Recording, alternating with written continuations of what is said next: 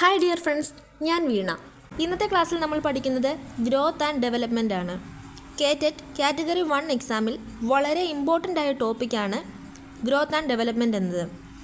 ആദ്യം നമുക്ക് ഗ്രോത്ത് എന്താണെന്ന് നോക്കാം. ഒരു കുട്ടിയുടെ ഫിസിക്കൽ മാറ്റങ്ങളെയാണ് ഗ്രോത്ത് എന്ന് പറയുന്നത്. അതായത് ഹൈറ്റ് കൂടുന്നു, വെയിറ്റ് കൂടുന്നു, ബോൺസ് ആൻഡ് മസിൽസ് വളരുന്നു, ഇതൊക്കെ ഗ്രോത്താണ്.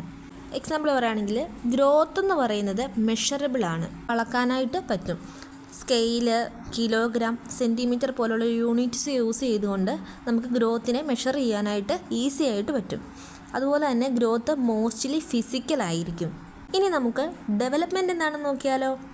ഡെവലപ്മെൻറ്റ് എന്നത് ഫിസിക്കൽ മാത്രമല്ല, കുട്ടിയുടെ mental, emotional, social and moral തുടങ്ങിയ എല്ലാ ചേഞ്ചസും ഇൻക്ലൂഡ് ചെയ്യുന്നതാണ് ഡെവലപ്മെൻറ്റ് എന്ന് പറയുന്നത്.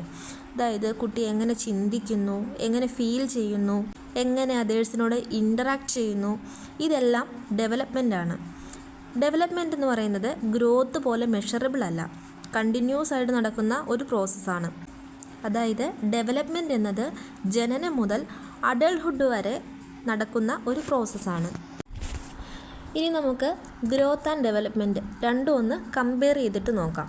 എന്താണ് ഗ്രോത്ത്, എന്താണ് ഡെവലപ്മെൻറ്റ്? ഗ്രോത്ത് എന്ന് പറയുന്നത് ഫിസിക്കലാണ്. അതുപോലെ തന്നെ ഡെവലപ്മെൻറ്റ് എന്ന് പറയുമ്പം അതിൽ ഫിസിക്കൽ, മെൻ്റൽ, ഇമോഷണൽ, സോഷ്യൽ തുടങ്ങിയ എല്ലാ ഘടകങ്ങളും അടങ്ങിയിട്ടുണ്ട്. അതുപോലെ ഗ്രോത്ത് എന്ന് പറയുന്നത് ക്വാണ്ടിറ്റീവാണ്, ഡെവലപ്മെൻറ്റ് ക്വാളിറ്റീവാണ്. ഗ്രോത്ത് മെഷറബിളാണ്, ഡെവലപ്മെൻറ്റ് മെഷറബിൾ അല്ല. ഗ്രോത്ത് ലിമിറ്റഡ് പീരിയോഡാണ്, ഡെവലപ്മെൻറ്റ് എന്ന് പറയുന്നത് ലൈഫ് ലോങ് നടക്കുന്ന ഒരു പ്രോസസ്സാണ്. ഇത് നമ്മൾ എന്തായാലും കറക്റ്റായിട്ട് ഒന്ന് പഠിച്ചു വയ്ക്കണം കേട്ടോ. കാരണം എക്സാമിൽ ഗ്രോത്ത് ആൻഡ് ഡെവലപ്മെൻറ്റ് തമ്മിലുള്ള ഡിഫറൻസ് എന്നൊരു ക്വസ്റ്റ്യൻ 100% ഷുവറായിട്ടുണ്ടാവും. സോ ഈ പോയിൻറ്റ്സ് നല്ലതുപോലെ പഠിച്ച് മനസ്സിലാക്കിയാൽ മാർക്ക് നമുക്ക് ഈസി ആയിട്ട് മേടിക്കാം.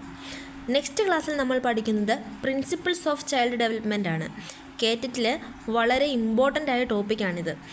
ഈ ക്ലാസ് നിങ്ങൾക്ക് യൂസ്ഫുൾ ആണെങ്കിൽ ചാനൽ സബ്സ്ക്രൈബ് ചെയ്ത് ബെല്ലൈക്കൺ എനേബിൾ ചെയ്ത് വച്ചേക്കൂ. അപ്പോൾ നെക്സ്റ്റ് ക്ലാസ്സിൽ കാണും വരെ ബൈ ബൈ.